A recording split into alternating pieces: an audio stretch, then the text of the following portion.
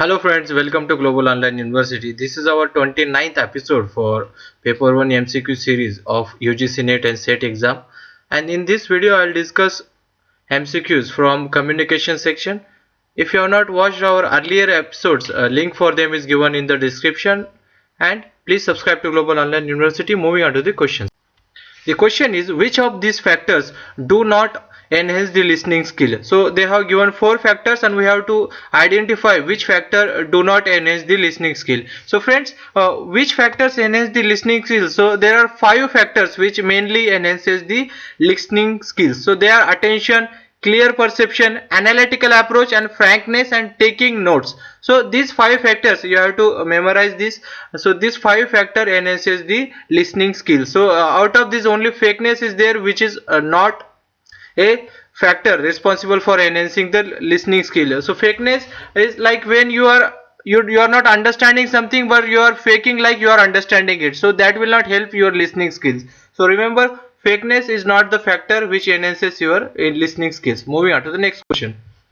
Another name for interpersonal communication is, so friends, interpersonal communication means communication between two persons, and intrapersonal communication means communication with himself, like with oneself, so within one person. So interpersonal communication is also called dyadic communication. So remember this, interpersonal communication is also called dyadic communication. Moving on to the next question. Which of the following is an example of mediated communication? So friends, mediated communication means communication with help of ICT, that is information and communication technology tools. Remember, this is also important definition. Mediated communication means communication with help of information technology tools. So you can see the 4 options here. B, two friends gossip with one another, there is no use of ICT tool.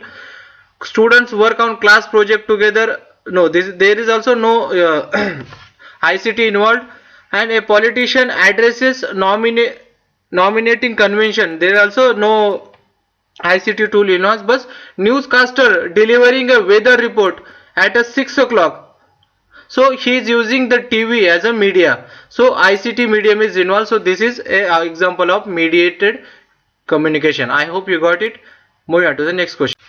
Question is, in comparison to small group communication, the organizational communication. So friends, in organizational communication, it is a big organization where communication is happening. So in organizational communication, the roles are formal. Communication roles are formal, they are already defined. It is orderly communication, remember this. So it is communication roles are formal. So moving on to the next question.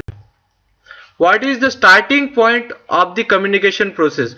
So friends, communication process steps are: sender encodes the message, then pass it to the channel transfer the message to the receiver, then receiver decodes the message. So sender's encoding of the message is the first step, then the message goes to the channel, then channel delivers it to the receiver, and then receiver encodes it. Remember, so sender's encoding of the message is the starting point of the communication process. Moving on to the next question.